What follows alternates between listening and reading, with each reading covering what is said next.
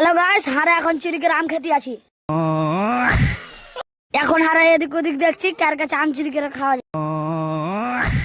অনেক খোঁজাখুঁজি করার পর দেখছি একজনকে আম চুরি করে নিয়ে পালাচ্ছে।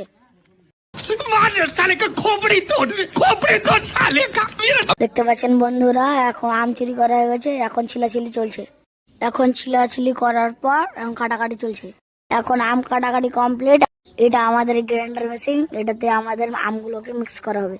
এটা আমাদের ডিজিটাল গ্রাইন্ডার মেশিন, এটাতে অটোমেটিক আম উঠে চলে আসছে।